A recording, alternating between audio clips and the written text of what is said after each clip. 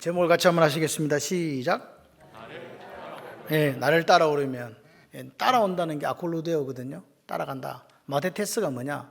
내가 예수 그리스도의 것으로 예수님이 가신 그 길을 한 걸음 한 걸음 따라가는 사람이 마테테스, 제자다. 안 따라가는 사람은 안제자.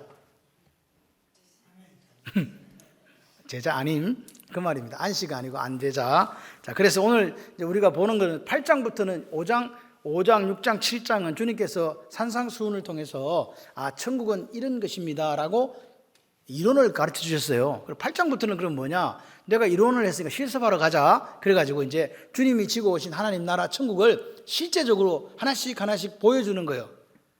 시식코너 가보셨지? 백화점에 가면 드셔보세요. 그거 왜 먹어보라 그래요? 사라고. 그러니까 오늘 천국의 실제를 조금씩 맛보시고 천국을 사시는 여러분 되시기를 바랍니다. 자, 그래서 보십시오. 첫 번째는 뭘 고쳤냐? 8장에 보니까 나병 환자를 고쳐주셨죠. 두 번째는 뭡니까? 백부장의 하인을, 멀리 있는 하인을 말씀으로 고쳐주셨죠. 그리고 오늘 이제 다시 우리가 읽은 본문에 베드로의 장모의 열병을 고쳐주십니다. 그래서 이거는 뭐냐니까 육신의 질병을 고쳐주는 거예요. 그 뒤에 보니까 많은 귀신 들린 자들을 데리고 왔는데 다 쫓아냈다. 귀신을 쫓아내고 해방시키신 예수님을 보게 되죠. 이건 뭡니까? 영적, 육적인 문제를 해결하시는 해결자 예수. 할렐루야. 그걸 우리에게 보여주는 거예요. 여러분 믿는 예수님이 그런 분이에요. 그 뒤에 보면 바람과 파도를 잠잠케 하시는 주님을 만나게 되는데 당신이 만든 자연계를 당신이 명령하시니까 기가 없는 바람도 파도도 알아듣더라. 할렐루야. 그분이 우리가 믿는 분이요. 그러니까 여러분들 쫄지 마세요.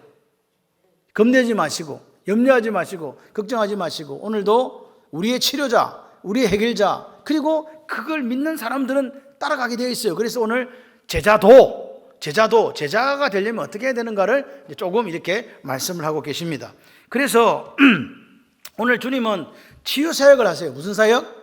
치유사역 하세요. 치유사역 하는데 그러니까 그러면 치유사역이 이 본질인가? 다 고쳐주잖아. 병든 자도 이것도 고치고 저것도 고치고. 주님은 못 고치는 게 없어. 모든 것에 수성공이야. 다 고쳐주세요. 그러니까 치유사역이 예수님 사역의 본질인가 보다. 아닙니다. 제가 뭐라 그랬어요? 이거 뭐 하는 거라고? 시식코너라고. 시식코너. 시식코너 먹어봐. 먹어보고 나서 맛보고 다 사. 천국을 사십시오. 오늘 이것은 이렇게 치유하시는 거는요, 내가 지고 온 하나님 나라가 도래했다. 알림, 시그널이다 이 말입니다. 이런 게 하나님 나라야. 그래서 에덴 동산은 같이 해봐요. 기쁨, 회복, 이런 뜻이 있거든요. 기쁨의 동산. 다시 회복되는 거죠. 회복된다는 말은 원래 우리에게 질병이 없었다는 이야기예요. 그 회복. 귀신이 원래 없었어. 우리 속에 뭐가 충만해? 성령 충만하면 귀신이 들어올 택이 없지. 근데 안 충만하니까 들어왔다 살다가 이제 쫓겨나는 거예요. 아멘이십니까? 그 역사가 있어야 돼요. 여러분 삶이 주님 주신 평강을 누리시려면요, 오늘 주님께서 여러분을 만져주시고 여러분 속에 거주하셔서 내주하셔서 여러분에 있는 예수의 땅을 다 이렇게 쫓아내셔야 자유를 누린다 그 말입니다. 오늘 주님은 이 땅에 고난받는 종으로 오셔서 우리의 연약한 부분을 담당하셨다. 믿으시면 아멘. 연약한 게 뭐예요? 연약하다는 것은요, 영적으로 육적으로 약한 모든 부분을 이야기하는 거예요. 주님은 담당하셨어. 해결하셨어. 치유해 주셨어. 그걸 믿는 여러분이 되시기를 바라요. 그래서 오늘 이 사건들을 통해서 예수님을 깊이 만나시고 그래 나도 예수님을 따라가야지 하는 그 결단과 삶이 있으시기를 바랍니다. 베드로 장모 치유 사건이 나옵니다. 왜 치유 사건 중에 하필이면 베드로 장모 치유냐? 많은 사람을 고치는데 왜 성경에 이게 기록됐을까? 이유가 뭐냐 하면 여러분 제자는 결혼 안 한 사람을 선택해야 돼. 맞죠? 그래야 가자 그러고 가는데 집에 애들은 어떻게 하고 이런 곤란하잖아요. 근데 주님은 누굴 선택했다고? 장가간 베드로를 선택해버렸네. 그러면 사실은 말씀이 내가 퍼스트야. 나에게 우선순위를 둬야 돼. 나보다 다른 거 우선순위 두면 안 된다. 이렇게 말씀하시잖아요.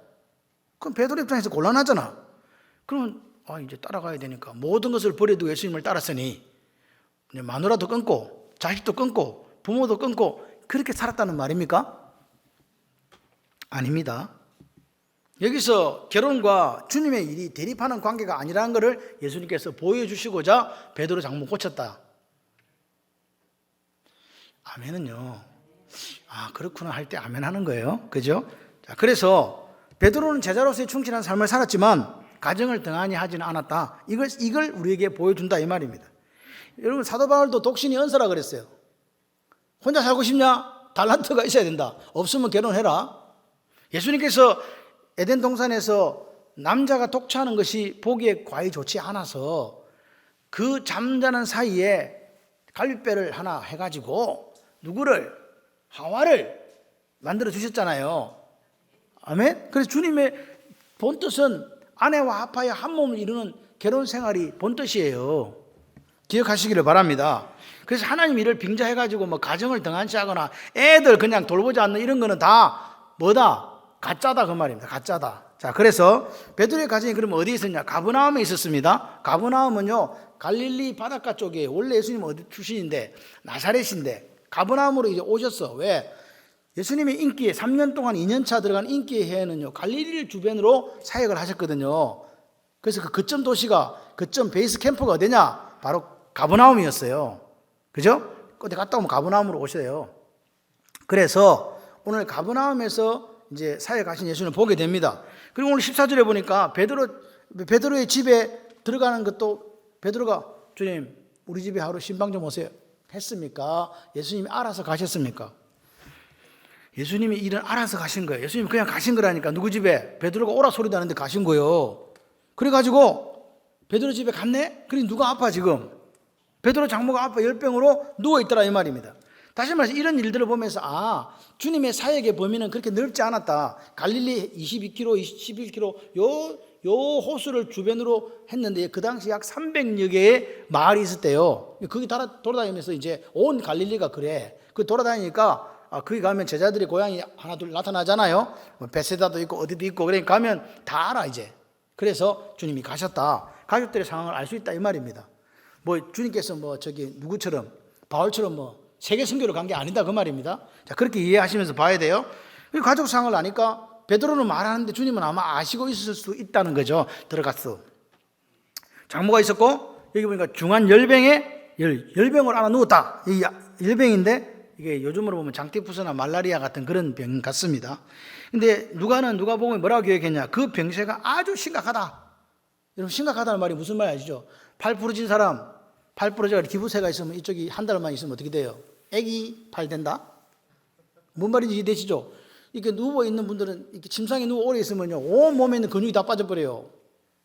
처음 들으시는 거예요. 원래 그래. 그래서 바로 일어나가지고 뭘 한다 이게 있을 수가 없는 일이야. 그런데 들어갔는데 베드로 장모를 보자마자 질병을 치유해줬네.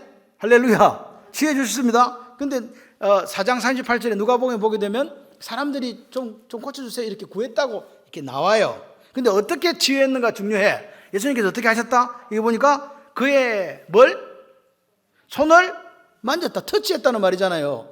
근데 여러분 기억하셔야 돼. 예수님은요 베드로 장모가 열병에 걸렸는데 터치했네, 만졌네. 그런데 유대인들은 할라카에 뭐라고 기록됐냐니까 열병 있는 사람 만지면 안 돼. 만지면 부정한 사람이 돼요. 마치 나병 환자를 만졌을 때 예수님이 부정하게 되는 것처럼 못 만지게 되어 있다니까. 그런데 예수님 그걸 다 알고 계시거든요. 만졌어. 그래서 열병이 떠났어. 끝. 이게 무슨 말이냐? 사람들이 부정하다고 불결하다고 생각하는 거, 잘못 생각하고 있는 거. 그런데 주님은 어떤 분이다? 그거를 깨끗하게, 정하게, 거룩하게 하실 수 있는 참 능력의 메시아다. 할렐루야. 그거 지금 보여주는 거예요. 예수님이 딱 만지니까 예수님도 부정해져야 되는데 부정하기 그냥 이 사람이 부정한 것이 깨끗하게 되었네. 나았네. 할렐루야.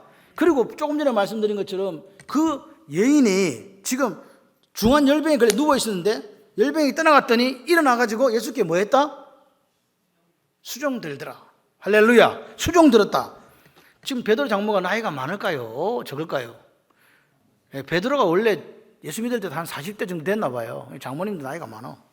그런데 열병에서 회복되자마자 주님의 서빙 했다 이 말입니다. 이게 무슨 말입니까? 주님은 어떤 분이냐? 우리 질병을 치유하실 때 같이 해봐요. 후유증까지도. 따라하는 사람이 몇 사람 안 되는 것 같아요. 후유증까지도 말끔히 치료하시는 주님. 아멘. 그러니까 후유증까지도 치료해 주셨으니까 그렇게 중환 열병으로 누워있던 분 벌떡 일어나가지고 자, 차 마시세요. 뭐 이렇게 했다는 거잖아요, 지금. 여러분 놀라지도 않네. 놀랄 때는 좀 놀래고 안 그럴 때는 안 그랬으면 좋겠어요. 놀래기를 바랍니다. 여러분 오늘 이거는 베드로와 주님과의 관계 때문에 발생한 기적이에요. 주님이 그 가정의 어려움을 아신다는 거예요. 가서 고쳐주신 거라 이 말입니다. 베드로를 통한 제자들이 있었는데 주님은 당신의 제자들이 무책임한 가장이 되는 걸 원하지 않았다는 거예요. 부모의 병도 나 몰라라 하면서 그렇게 살아가는 사람 안 된다 이 말입니다. 그래서 이렇게 되니까 제일 많은 위로를 받고 기뻐했던 사람이 누굴까요? 물론 당사자인 장모도 있지만 베드로의 아내가 아니었을까? 신랑이란 작자가 어느 날 갑자기 다 고기 잡다 말고 다 버리고 누굴 따라가 버렸어. 그럼 그 집은 어떻게 돼요? 상상이 안 오세요? 그 집은 풍비박산 나는 거지. 일하는 남편이 사라졌어. 그럼 뭐 먹고 살아야 되냐고. 그런데 오늘 주님이 그 가정에 오셔서 자기 엄마를 치유해 주는 걸 보면서 어떻게 마음의 위로를 받고 할렐루야. 그 상처가 치유받는 것을 우리는 보게 되는 거예요. 그래서 이것을 보면서 베드로가 얼마나 자주 집에 들렸는지는 모르지만 주님이 일정한 거처가 없이 여행은 계속하고 있고 그 가버나움이 베이스 캠프였기 때문에 베드로는 집에 자주 들렀을 것이라는 추정을 우리가 해볼 수 있습니다.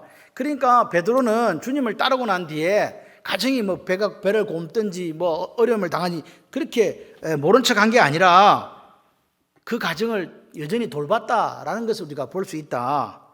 그리고 이 아내 입장에서 볼 때는요, 이게 청천벽력이잖아요. 맑은 하늘에 이거 뭔 일이야 도대체. 그래가지고 남편이 자기를 섬겨줘야 될 거, 사랑받아야 될 거 다 못 받는 거잖아요.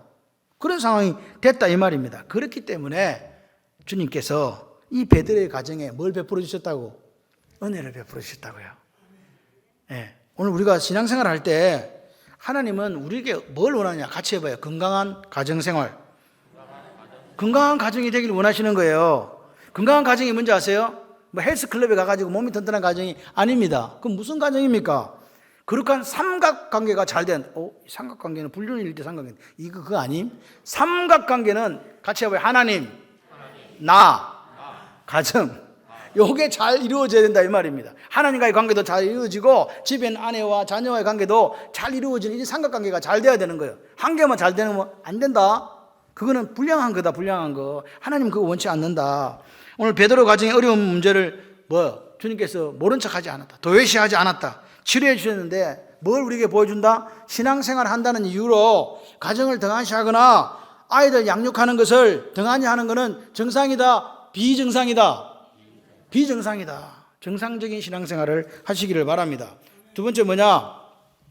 앞에 세 가지 사건, 나병 환자, 그리고 중풍병자, 군인인 백부장의 하인, 그 다음에 오늘 열병은 다 뭘 치유한 거다? 육신의 질병을 치유했잖아요. 그죠? 그러니까 오늘 보세요. 우리가 주님을 이렇게 만나면 주님은 이렇게 딱 모든 부정한 것을 물리치고 정하게 하시는 능력의 하나님을 우리는 만나게 되잖아요. 아멘이십니까? 그런데 이제 그런 것들을 우리가 보면서 육신의 질병을 치유하시는 하나님을 만나게 되고 그 주님이 이루고 가자는 하나님 나라는 회복의 나라라는 걸 보여준 거예요. 육신에 대해서. 두 번째 뭐냐? 베드로 장모가 이제 일어나가지고 수종을 들었습니다. 그런데 날이 저물었어요. 이 16절 저물매 그랬잖아요. 저물매 사람들이 귀신 들린 자를 많이 데리고 뭘 많이 데리고 왔다? 육신의 질병만이 아니라 귀신 들린 사람을 많이 데리고 온 거예요. 오늘 이 귀신 들린 자라는 말은 영어로 be possessed by a demon이에요. 그러니까 귀신에게 소유당한 사람, 귀신에게 점령당해가지고 멀쩡했는데 내 속에 성령 충만하지 않으니까 뭐가 들어와가지고 귀신이 들어와가 집을 짓고 사는 거예요. 그런 사람을 지금 이야기한단 말입니다. 다른 복음에서는 뭐라고 되어 있냐니까 다이모니아, 즉 마귀들, 귀신들 이렇게 지금 표현되어 있어요. 그게 우리 속에 들어와 있는데 그런 사람들을 많이 데리고 왔다 이 말입니다. 앞에 세 가지 그 육신의 사건들이 육신의 질병을 치유한 사건이면 지금은 뭐예요? 지금 귀신 들린 사람들을 많이 데리고 왔는데 쫓아냈다. 이게 무슨 말입니까? 주님이 어떤 분이다? 귀신들, 악한 영들을 제어하시는 만왕의 왕이다. 할렐루야. 주님이 지고 오신 하나님 나라는요, 그런 나라라는 거예요. 육신의 질병도 치유하고 영적인 문제도 다 해결하시고 귀신 문제까지도 해결하시는 분이다. 그가 우리가 믿는 예수. 그렇죠? 그렇습니다. 그래서 예수님의 능력을 믿는 여러분이 되길 바라요. 예수 믿는데 예수님을 안 믿어. 그런 사람 없을까요? 있어요. 예수 믿는 예배 자리에 와 있지만 예수님의 능력을 믿지 못하는 분도 있습니다. 믿음이 없어서 믿으시기를 바랍니다. 그 다음에 또 보니까 이어지는 말씀에 또다시 병든 자를 다 고쳤다. 몇 명만 고쳤다?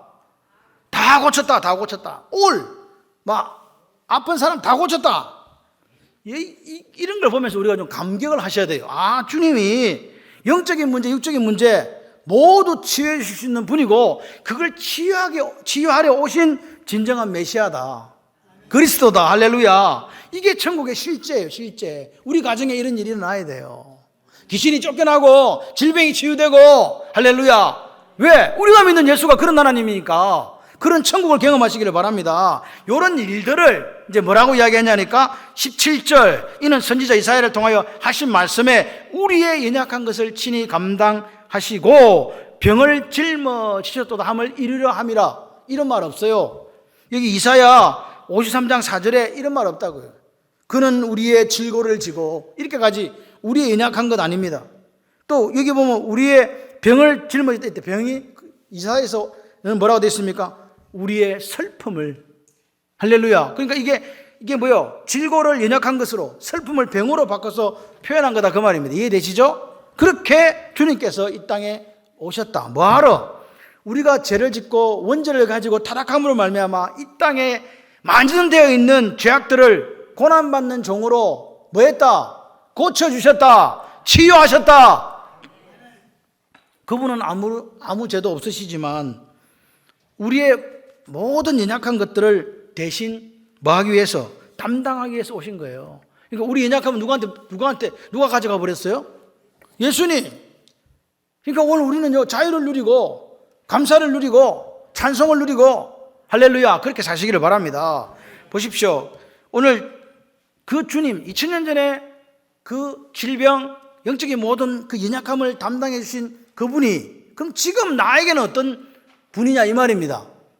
같이 해보실래요? 지금도 나의 연약함을 대신 담당해 주십니다. 그렇게 언제 담당해 주는데요? 같이 해봐요. 믿음으로 내 모든 문제를 어떡하기만 하면 됩니다. 할렐루야. 믿음이 없어서 안 되는 거지. 믿음이 있으면 돼요. 믿음이 이기네. 그런데 우리가 조심하고 유의해야 될 게 있습니다. 이런 치유는요, 타락한 세상에서의 치유 회복은 일시적이라는 거예요. 이게 무슨 말이냐? 나병 환자가 나았는데 또 다른 병 걸려요, 안 걸려요? 살다 보면 걸린다. 그죠? 나사로야 나흘에 살았잖아요. 나사로 살았어요, 죽었어요? 죽었어요. 베드로 장모 열병 치유되었어요. 그 뒤에 그런 병이 하나도 없었냐? 열병이 다시 걸릴 수도 있고 또 다른 병이 걸릴 수도 있다 이 말입니다. 그러면 이게 뭔 말이냐 이 말입니다. 이거 뭘 도대체 와가지고 먹어보라며. 천국의 실제를 한번 맛 좀 보라면서. 여러분 이게 오늘 뭐냐? 우리가 이 땅에 천국을 누리며 살다가 상속받을 영원한 그 나라에는 그 천국에는 더 이상 병과 죽음이 없다. 할렐루야. 그거를 보여주는 거라고요. 이 사람들에게는 지금 뭐냐? 예수님이 지고 오신 천국의 한 부분을 맛보게 하는 거라니까요. 시시코너 와봐. 야, 내가 너희들에게 보여줄 천국이 이런 천국인데 맛 좀 봐라. 영원한 나라는 병도 없고 죽음도 없다. 할렐루야. 여러분 이 땅에서 천국을 누리시기를 바랍니다. 천국은 장소적 개념이 아니에요. 예수를 구주와 주님을 영접한 사람들이 누리는 나라가 하나님 나라입니다. 그러니까 여러분의 얼굴은요 항상요 기쁨이 충만하고 행복해 보이고 아파서 죽기 일보 직전이라 하더라도 얼굴은 싹 행복한 얼굴이 돼야 된다. 아멘을 왜 몇 번만 하세요? 기분 나빠. 그러니까 이 기적들은 뭐냐? 영원한 나라는 그런 나라를 보여주는 시시코너와 같다. 맛보기다, 맛보기. 자, 보세요. 예수님은요, 예수님이 만들어가고 싶은 천국은 어떤 분이냐? 예수님이 고쳐준 사람들이 사회적으로 지위가 있었던 사람입니까? 나병 환자, 백부장의 하인, 열병 들린, 베드로의 장모, 이런 분들이, 사회적 유명한 사람들 아닙니다. 사회적으로요, 어찌 보면 편견을 가진 사람들이 도외시하고 그들도 보지 않는 그런 사람들이잖아요. 그죠? 낮고 낮은 곳에 있는 사람들이다 그 말입니다. 훌륭한 사람들, 유명한 사람들은 절대로 와가지고 아는 척도 안 하는 사람들. 그런데 주님은 그런 사람들을 어떻게 해주시고 만나주시고 어루만져 주시고 치료해 주셨다. 할렐루야. 여러분, 우리가 이 땅에 살면서 이루고 갈 하나님 나라가 어떤 나라냐, 주님이 이루고 가고 싶은 나라가 어떤 나라냐, 이런 나라다. 내가 지고 온 천국은 이런 천국이야. 낮은 자의 평강이 있는 나라. 할렐루야. 백조 아십니까? 뭐 갑자기 백조가 왜 나오지? 백조. 옛날에 제가 이런 얘기 또 라떼라 할 건데, 옛날에는요, 여자가 놀면 백조라 그랬어요. 남자가 놀면 백수라 그랬고요. 죄송해요. 그 이야기 드리는 게 아니고 진짜 백조, 스완, 백조. 백조가 하얗잖아. 맞아요. 새까만 거 봤어? 하얀데 얼마나 아름다워요. 물 위에 탁 있으면요, 고고하게 탁 보여요. 아름답게 보여요. 그런데 여러분, 그 자태를 유지하기 위해서 물 밑에 발가락을 어떻게 됐다고? 물갈퀴 거기는요, 쭈라고 그 수평을 잡기 위해서 밑에서 물질하고 있습니다. 무슨 말입니까? 같이 해봐요. 보이는 게 다가 아니다. 이제 제자도를 이야기하려고 합니다. 제자도. 나를 따라오려면 보이는 게 다가 아니다. 우리가 사는 세상은요, 자꾸만 쏘가요. 눈에 쏘가요. 그래서 보이는 게 전부인가 이렇게 생각한단 말입니다. 그런데 보이는 것으로만 평가할 수 없는 게 너무 많다는 사실 아시죠? 근데 우리는요, 이 눈이 나빠가지고 알력이 없어서 눈에 보이는 것만 가지고 그 사람을 판단해요. 아, 저 사람 직업이 뭐지? 아, 저 사람 돈 많네? 그래서 거기에 너무 많은 무게를 둔다 이 말입니다. 그래서 저 사람 좋은 사람이라고 생각해요. 아니다. 여러분, 생각이 있는 사람, 사려 깊은 사람은요, 그 사람이 갖고 있는 외적인 신분보다 뭘 보려고 노력한다? 속사람요. 주님이 우리 외모를 보지 아니하시고 뭘 보시기 때문에? 중심을 보시기 때문에. 할렐루야. 그런데 그럼에도 불구하고 타락한 이 땅에 사는 대부분의 사람들은 뭐라고요? 그 사람의 직업과 그 사람이 타는 차 때문에 정말 우리가 봐야 될 인격과 삶을 놓치는 경우가 너무 많다는 거예요. 큰 차 좋은 차 탄다고, 부자가 큰 차 좋은 차를 타는데 사기꾼도 큰 차 좋은 차를 탑니다. 여러분은 어떻게 판단하십니까? 차로 판단하십니까? 그 사람으로 판단하십니까? 그 말입니다. 오늘 보시오. 여기 등장하는 서기관들, 그 다음에 사람들, 그 다음에 종교 지도자들을 한번 보십시오. 이 사람들 속에 내 신앙의 모습이 있을 수 있어요. 보십시오. 예수님께서 그 보여주는 그 오늘 이사와 기적, 그게 전부가 아니잖아요. 병 고침 받고 귀신 쫓겨나고 하는 게 전부가 아니라고요. 그러면 그보다 더 많은 것들이 보이지 않는 곳에 있다는 거예요. 그게 뭐예요? 물 밑에 뭐가 있습니까 도대체? 자기를 부인하고 자기 십자가를 지고 주님을 따라가야 되는 그 희생이 있거든요. 헌신이 있거든요. 자기 부인이 뭡니까? 내가 낸데 하는 게 없어져야 된다는 거잖아요. 내 이름 석자 필요 없다는 거잖아요. 주님만 드러나시면 된다는 거잖아요. 우리는 과연 그렇게 삽니까? 내 이름 석자가 갑자기 막 그 이름이 대단한 이름이 되어가지고 그것 때문에 상처받고 힘들어 어려운 경우 없습니까?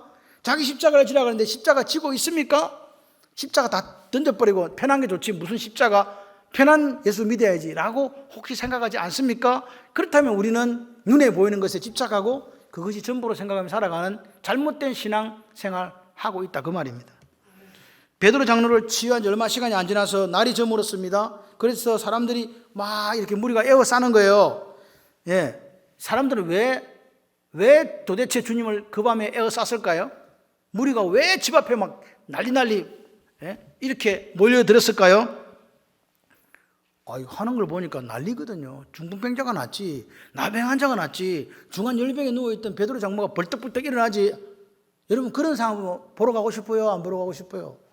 나도 좀 고침받고 싶다. 그런 사람 있어요? 없어요? 여러분, 이거는요, 슈퍼스타가 탄생한 거예요. 그 당시 난리가 난 거예요. 그러니까 막 때를 지어서 몰려드는 거지. 예수가 너무 놀랐거든. 그들에게 보여준 이적과 기사가요, 너무 놀라우니까 딴 거는 생각 못하고 거기에다 스포트라이트를 딱 비추는 거예요. 조명을 비추기 시작하면 이야, 멋있는 분이다. 보세요. 주님이 오늘 베풀어 주신 이적과 기사는 뭐였는데 실제적으로 천국의 맛보기였는데, 맛보기였는데 이 사람들은 그런 게 중요한 게 아니에요. 주님의 생각이 뭔지도 중요한 게 아니야. 그럼 뭐가 중요해요?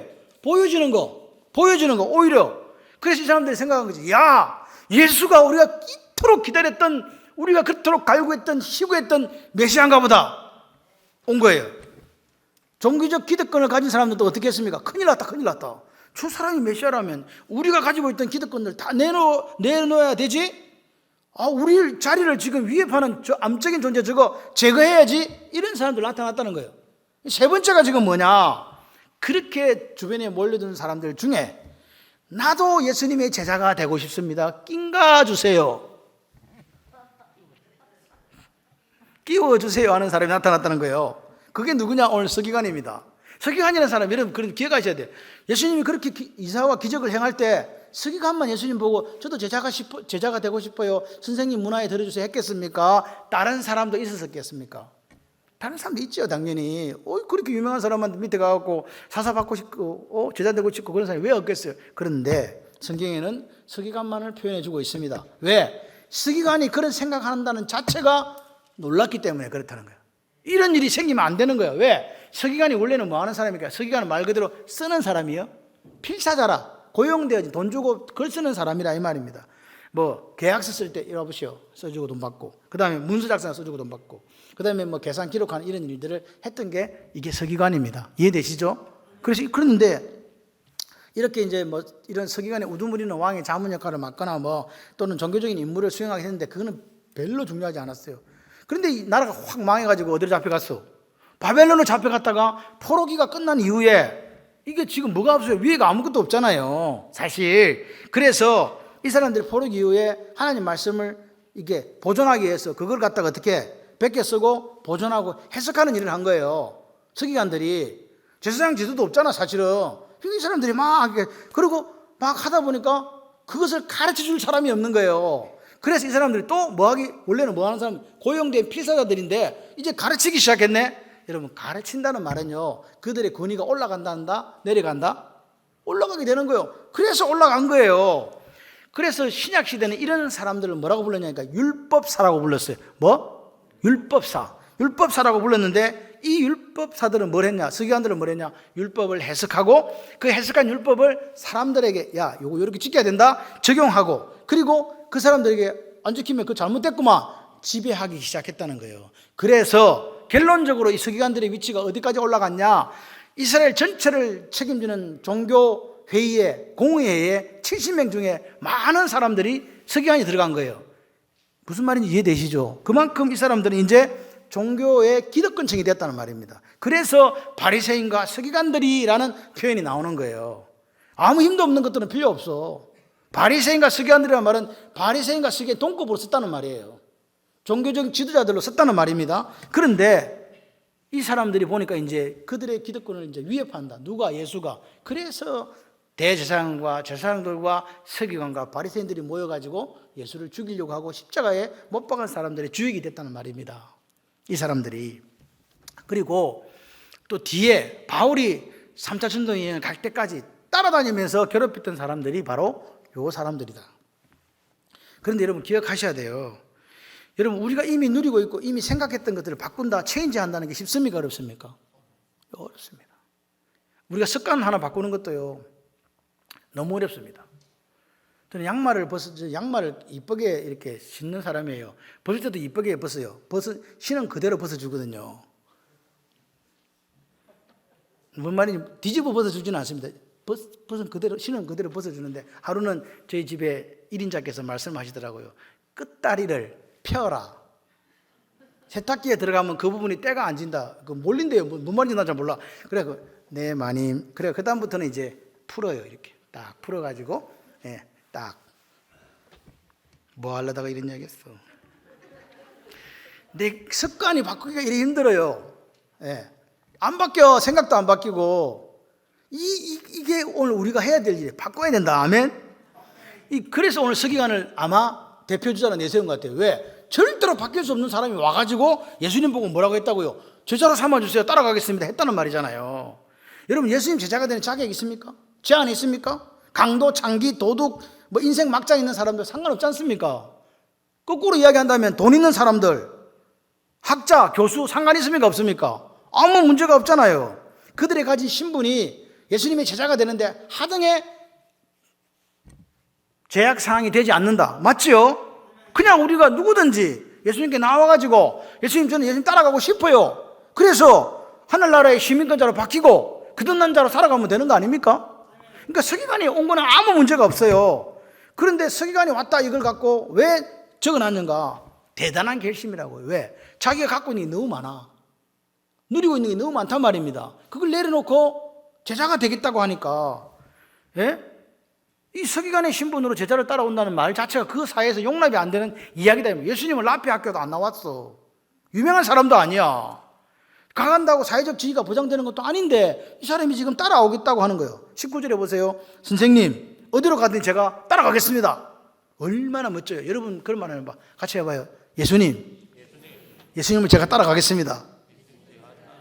이 말이 쉽습니까? 어렵습니까? 아켈루데오, 예수님이 걸었던 발걸음 그대로 제가 따라갈게요. 쉽습니까? 어렵습니까? 나 다 포기하고 내 이름 석자도 필요 없고 나 예수님의 이름만 드러나면 됩니다. 내게 주신 십자가 내가 당당히 짊어지고 예수님이 걸어가신 발걸음 그대로 밟아 가겠습니다. 얼마나 어렵습니까? 근데 그 말을 지금 한 거라고요. 예? 이 누가? 서기관이요. 그러니까 이렇게 예수님을 예? 라피 학교도 안 나온 사람만 따라와 하겠다 하면 예수님이 아이고 멋있는 놈이 왔구만. 저렇게 율법도 잘 알고 저 써먹어야 되겠다. 이렇게 해야 되잖아요. 주님 뭐라 그랬어요? 어디로 가든 주님 따라오겠다 하니까 공중 여우도 굴이 있고 공중에 새도 거처가 있는데 인자는 머리 들 곳이 없다. 이렇게 이야기를 했다 이 말입니다. 제가 생각할 때는 예수님 좀 바보 같아요. 그냥 쓰고 차츰차츰 가르치면 되잖아요. 근데 주님이 안 그랬네. 어디로 가든지 주님을 쫓겠다는 이 각오가 얼마나 놀랍냐고요. 그리고 그 서기관 눈에는 예수님이 놀라운 분이야. 예?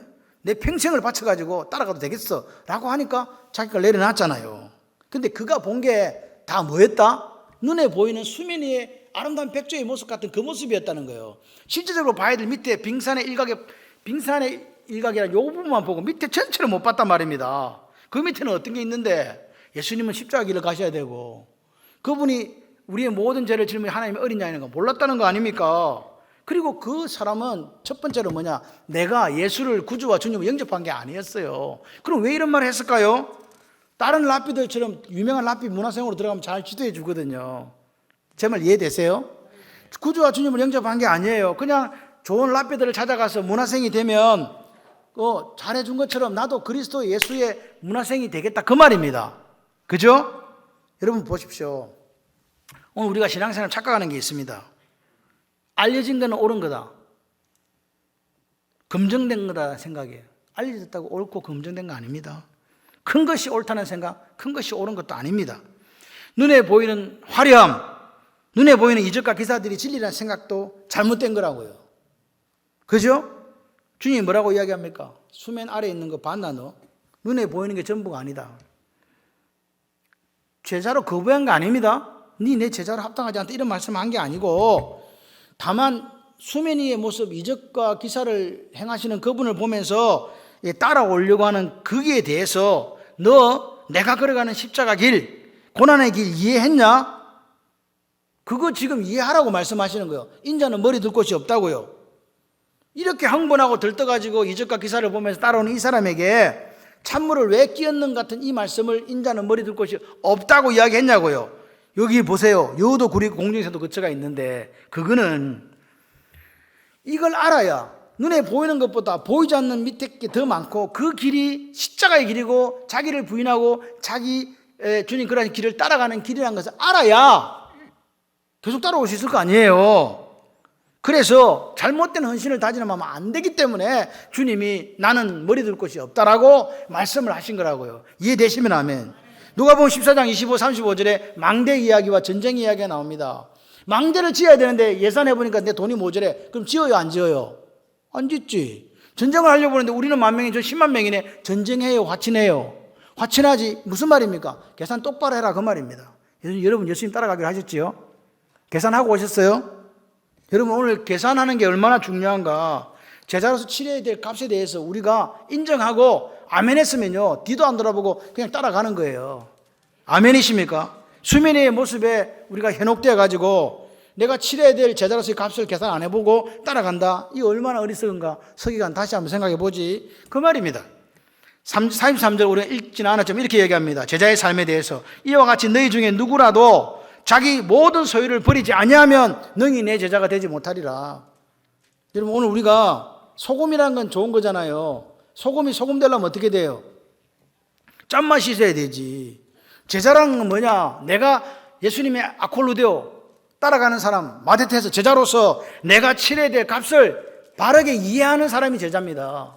그것도 모르고 그냥 뭐 이적과 기사에만 현혹되어 가지고 가는 거 아니다 그 말입니다. 주님은 서기관이 이것을 깨달았으면 좋겠다는 거야. 여러분도 마찬가지예요. 지금 주님을 따라가고 계십니까? 저는요, 왜 아멘을 3호만 하는지 그걸 잘 모르겠어요. 여러분들이 좀 해주세요. 지금 주님을 따라가고 계십니까? 그렇다면 오늘 우리 따라가는 우리들은 계산을 다 한 사람인 줄 믿습니다. 제자의 삶에 대해서 깊은 통찰이 있다면, 나를 따라온다는 게 뭔지 바르게 이해하고 따라오냐? 그러면 따라오라 했을 때 아멘하고 이 길을 나선 사람들이 우리라고요. 본향을 향해 가는 사람들이다 그 말입니다. 뒤돌아보지 않습니다. 좌로나 우로나 치우치지 않습니다. 이 길을 잘 따라갑니다. 여러분, 제자라고 했어요. 오늘 여기 21절에 보면 헌신되지 않는 사람도 제자라는 표현을 쓰고, 사도행전의 제자라고 12제자가 아니라도 제자라는 표현을 씁니다. 그러니까 제자라고 해서 내 모든 것을 버려두고 12제자처럼 살아야 된다고 말씀하시는 게 아니라는 걸 기억하시라고요. 이해되세요? 여러분, 오늘 우리가 그렇게 이야기하시지만 수면 위에 보이는 것들, 주님이 보여주신 그 이적과 기사들에 현혹되어져 가지고 보이지 않는 아래에 제자로서의 삶, 자기를 부인하고 자기 십자가를 지는 거, 이거를 모르고 따라간다? 말도 안 되는 소리다 그 말입니다. 나를 따라오는 거는 네가 보는 이적과 기사로만 되어 있는 게 아니다. 홈리스 피플로 살아야 되고, 세상죄를 지고 간 어린 양을 마지막 네가 바라봐야 되고, 네가 가는 길이 좁으면 좁은 길인데 그래도 네 따라올래? 훨씬 불편하고 어려운 것들이 보이지 않는 수면에 존재하는데 그래도 예수쟁이 될래? 물어볼 때 우리가 예수쟁이 된다는 것이 세상에 어떤 것만 보아도 그게 큽니다. 가치가 더 있습니다. 그래서 우리가 여기에 목숨을 거는 거 아닙니까? 그렇습니다. 오늘 서기관을 향해서 주님이 이렇게 얘기합니다. 그리스도인의 삶은 순례자다. 그리스도의 삶은 나그네의 삶이다. 그래서 좋냐? 그러면 사실은 말씀이 여우도 굴이 있고 공중에서도 거처가 있을 때 오직 인자는 머리 둘 곳이 없다. 이렇게 말씀하신 거예요. 말씀을 마무리합니다. 오늘 우리가 예수를 믿는다는 거요, 따라간다 아콜루데오, 잘못된 환상을 가지고 따라가서는 안 된다. 세상 사람들이 생각하는 예수를 믿으면 건강해지고 돈을 많이 벌고 출세하는 그런 세속적이고 구복적인 것으로 따라가서는 안 된다. 그럼 뭐냐?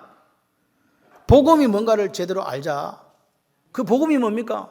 그분이 나를 위해서 죽어주셨다는 것, 그분이 이 땅에 짊어지고 천국은 질병과 모든 영적인 것을 해결하시는 분인데, 그를 따라가기 위해서는 뭐요? 우리의 모든 것을 던져야 된다. 희생해야 된다. 자기를 부인하고 자기 십자가를 져야 된다. 그렇게 인정하는 사람이 주님을 따라갈 수 있다는 거예요. 그렇게 따라가시기를 주님의 이름으로 축원합니다. 오늘 우리가 주님을 따르는 삶에 자기 마음대로 생각해가지고 이게 전부야, 보이는 게 전부야 하면서 오해하면서 따라가려고 오는 사람들에게 주님은 뭐라고요? 그건 잘못된 거야 라고 지금 이야기하고 계십니다. 오늘 수면 아래 보이지 않는 곳에 뭐가 있다고요? 십자가 있다고요. 근데 지금 받는 고난이 장차 받을 영광에 비교하면 조족지엘이다. 할렐루야. 그래서 우리가 십자가를 지고 이 고난을 당하는 거예요. 이 환난을 당하는 거예요. 이 시련을 당하는 거예요. 시련이 인내가 소망을, 할렐루야, 영원한 나라에 대한 소망을 우리에게 주는 거예요. 그걸 보고 간다. 그래서 우리가 자기를 부인하고 자기 십자가를 지고 주님을 따라가는 멋진 인생이 되기를 바랍니다. 주님을 증거하는 승리한 인생이 되기를 바랍니다. 마지막 날에 나의 달려갈 길과 나의 사명, 주께 받은 사명, 예수 복음 증언한 일을 마치려 하면 내 생명을 조금 더 귀한 거 여기지 않았던 사도 바울처럼 그 사울이 마지막 날에 나는 선한 싸움을 싸우고 나의 달려갈 길을 마치고 나의 믿음을 지켰으니 이제 후로는 나를 위하여 의의 멸류관을 주실 것이다. 누가? 그래요, 어려우신 재판장 그분이 그날에 내게 주실 것이요, 주님 다시 오심을 사모하는 모든 이들에게도 이 의의 멸류관을 줍니다. 그 약속이 우리에게 있습니다. 그 약속을 붙드시고 오늘 우리가 주님이 지고 오신 천국을 세상에 보여주는 축복의 통로가 되시고, 그 천국을 내가 보여주기 위해서는 내가 져야 될 십자가, 내가 부인해야 될 것이 있다는 거 기억하시면서 당당하게 이 길을 걸어 승리하시는 여러분 되시기를 주님의 이름으로 축원합니다.